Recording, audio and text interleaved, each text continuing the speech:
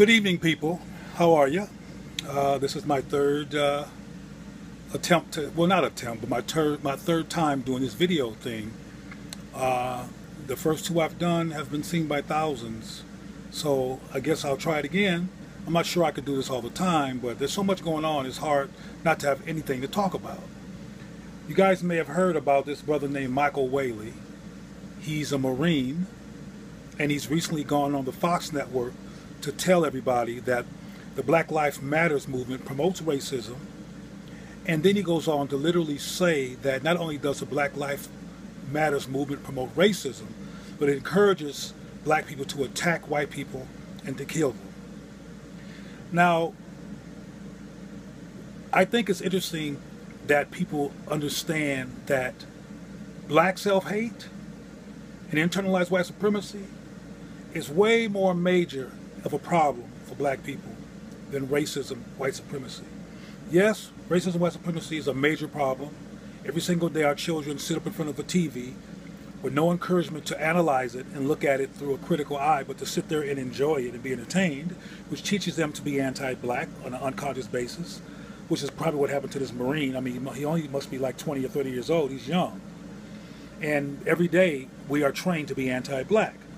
But what's interesting about him, though, to me, is that because he's so blatant and he's out there with this anti-black perspective and talking to neo-Nazis like the Fox network, there's a big to-do being made about, oh, how awful that he is. And I agree, his behavior is awful. But what we're not looking at, and maybe we don't realize this, is that black internalized self-hatred or internalized white supremacy is a normal part of the backdrop of black life in America or the United States. If you are calling black people the N-word, whether you're calling it in love, supposedly, or in jest, or in anger in any kind of way, that's anti-black white supremacist behavior. We've heard crap about where I'm taking a word and use it on my own. Well, somebody called you a stupid bastard. Would you make a T-shirt and take that that word and recreate it and make it more powerful for yourself? No, you would get rid of it and discard it because you realize it's an insult. Well, one of the side effects of normalized self-hate is not understanding or even recognizing an insult, because self-loathing and defiling being black is such a normal thing that you don't recognize it anymore. So the part of what I'm saying is that while we make a big deal out of this Whaley dude, we need to look at the fact that we are the people in this country who at this late date have to get up on a pedestal and announce to the world that Black Life Matters. Now, it's good that they're doing what they're doing. And I've been watching Black Lives Matters from a trickle to the loud and organized and effective strategy that they've become. But we need to understand that while they're important, police brutality has been going on for a long time. Police have been killing unarmed black people for decades. Some of you who are from Los Angeles may remember Daryl Gates. Daryl Gates was the chief of police in the 70s, and I think the 60s as well.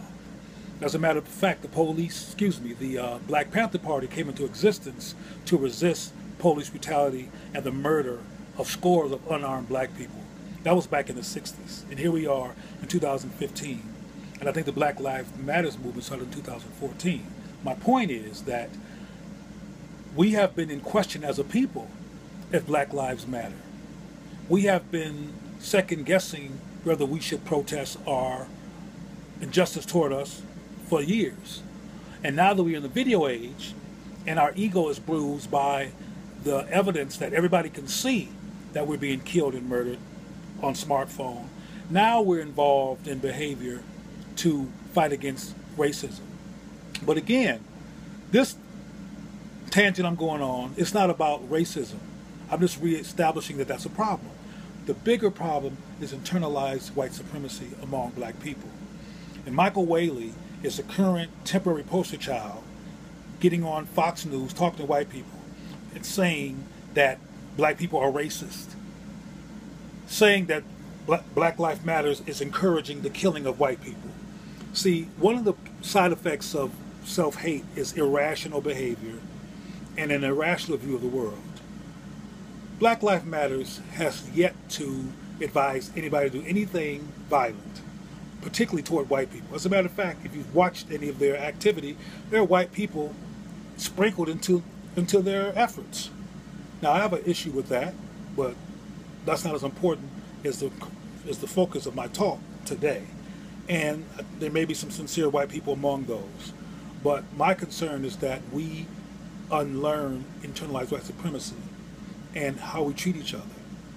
Because this guy, Michael Whaley, is simply the televised version of the unconscious of a lot of black people. So instead of getting on his case, let's get on the case of our own selves and become critically analytical of a system that we live in that has us thinking twice about our worth, that produces a Michael Whaley, and that has so many of us even questioning whether we should be involved in saving our lives or not. For example, the mother who beat the boy in Baltimore, that young man was protesting people like him being killed. Now, just like Michael Whaley, because she was willing to do something that looked like it was a protest of protesting, because that's what he's doing. He's protesting. She got on TV, Oprah called. She had a 15 minutes of fame because she was willing to protest black people being powerful, self-determined, and demanding not to be abused anymore. Anyway, I'm finished talking. My bottom line is that we need to understand that more than white supremacy racism, which is the problem, internalized white supremacy is the bigger problem. And Michael Whaley is simply a person that was so self-hating that he was willing to go on video and get white approval and apologize for black behavior, because like so many of us, he desperately wants white approval. He's desperately concerned about whether they're offended and whether they're bothered or hurt or concerned about this group. And he wants to let them know that he's not like that, and he doesn't approve either, and they can count on him. Anyway, let's look at the real issue.